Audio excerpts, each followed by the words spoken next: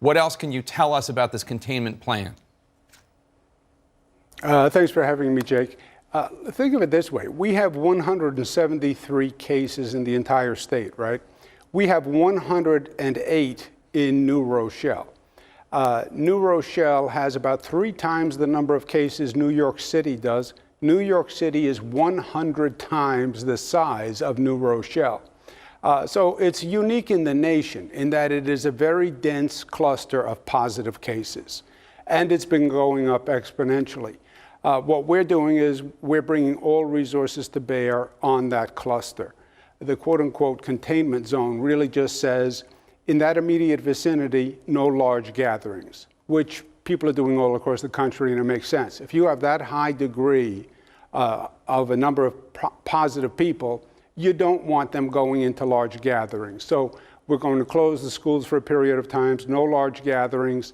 Meanwhile, clean the schools, clean the public transit system, and bring in a satellite testing system where people in that community can get tested. Governor, you noted that the cluster is in New Rochelle and not in New York City. Why? What's going on in New Rochelle that this is where it happened? It just so happened that it started with 1 or 2 cases. There were then a number of convenings in that community that brought several hundred people together for celebrations. And it took off like fire through dry grass in those convenings. And that's why we have this very dense cluster of positives right in that area. And that's why no large gatherings, and let's go in and do what we have to do. But you know, Jake, this is a microcosm of what we're going to be looking at. The numbers are going to go up consistently because our testing is way behind the reality of what the situation is. I have no doubt that the reality is a multiple of everything we're seeing in the numbers. And as we test more, that's what you're going to see. You're going to see those numbers skyrocket. The only way this has ever been contained, what China did, what Korea did, you only have 2 options: quarantine or really increase the number of tests and get the positive test and then isolate. China was doing 5,000 tests, 10,000 tests per day. This country, in total, we've done about 5,000 tests. So we really have to get that testing capacity up if we're going to make a difference. I want to ask you about a different cluster, the first cluster that we know of outside Seattle. A source tells me, a first responder tells me that 7 firefighters in Kirkland who reported, obviously, to the Life Care Center there. 7 of them were swabbed for testing, but there was such a bottleneck at the testing center that the tests expired. Those 7 firefighters now have to be retested. They have to remain in quarantine. Are your first responders getting not only the testing they need, but the testing, is it being followed through? Yeah, it's a good question. And you hear different people saying different things because it's apples and oranges. When they talk about the number of test kits they sent out, that's just the swab that you take, and then you send that swab to the lab. And sending it to the lab can be a logistical problem. And then the lab turnaround time, if they have a backlog, can be a day, 2 days, 3 days. Some of these new labs they're bringing on nationwide, they tell you, I can't get you the results for 3 days. So it's a long step between the swab and the test, the swabbing, and then the actual running of the test in a laboratory. We have been dealing with that from day one, right? CDC first was doing all the tests themselves. They were sending them to Atlanta. Then we made a fuss. Then they allowed state labs to do the tests. And then we've been advocating to allow private labs to come in and do tests to increase our capacity. In New York yesterday, they finally authorized the private labs to do automated testing. That will increase our capacity. But this is a very cumbersome process. And again, according to the HHS secretary, about 5,000 tests after all this time. Korea, China, we're doing 5,000, 10,000 per day, and then tracking all those tests. That's how they stopped it there. We're not going to stop it here at this rate of testing. You talked about how you have this zone around New Rochelle now and the National Guard is being activated to go there and help clean schools and deliver food, clean public transportation. People are being discouraged from holding any sort of group event in New Rochelle. New Rochelle is just 20 miles north of New York City. You've noted that because of the inadequate supply of testing kits that are out there, we really don't know how widespread this epidemic is. Should people in areas surrounding New Rochelle start to consider not holding group events, self-quarantining if they need to? Yeah, well, it's a good question, Jake. And we're mapping where we get the positive cases. And as we see them start to spread or pop up in a community, we identify that community and we talk to them and we make those kinds of decisions. But remember, it's not testing kits. And this is why the federal government will say we have plenty of testing kits. They have plenty of testing kits. That's the swab.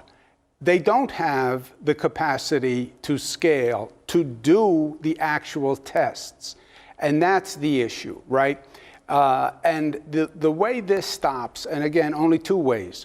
You quarantine the area, that's China, that's Italy, or you do enough tests, a high enough volume of tests where you can run down most positives.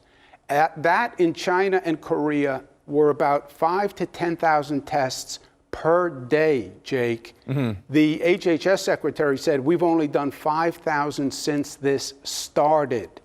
That's our issue. Right, so that's my point. If you're not testing more people. Yeah, that's my point. If we don't have the testing going on right now, should the government and should local communities be taking more aggressive measures because we don't know how widespread it is? Yes, but the question is, what do you do? First of all, it is much more widespread than we know with these tests because it's been out there for a long time and our tests are nowhere near random sample or scale. So yes, it's out there. But what do you do? Unless you want to go to quarantine where you have a density of cases, what do you do besides find ways to increase the testing capacity? What would this country tolerate? You know, you're not going to do what you did in China.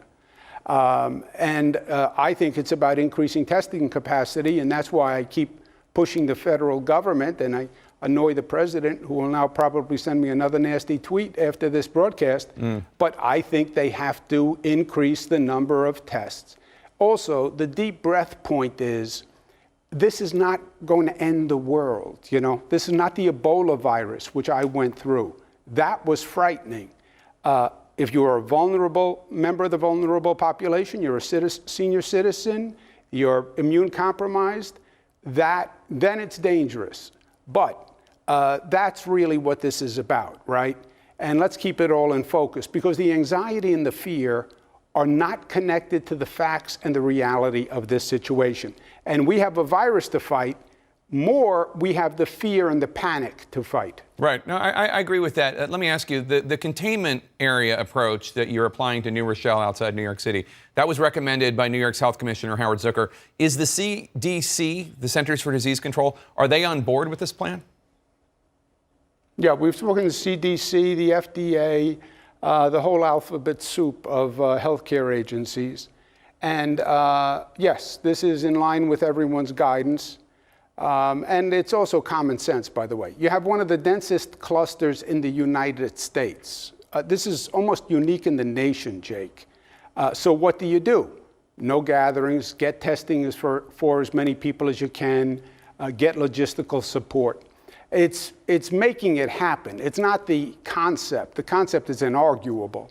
What our government nationwide is dealing with is the actual capacity and the ability to do what it needs to do, right, to respond, to mobilize. That's our challenge. So one of the things that is so shocking to me is that the Life Care Center, which is that nursing home outside Seattle in Kirkland, Washington, where 19 people have died already there. The idea that there are 180 employees, 65 of them have symptoms, none of them, not one of them, has been tested. Forget whether or not the test goes to the proper lab. Not one of them is tested. It just staggers the mind, and this is not your purview, this is in Kirkland, Washington, not New Rochelle, New York.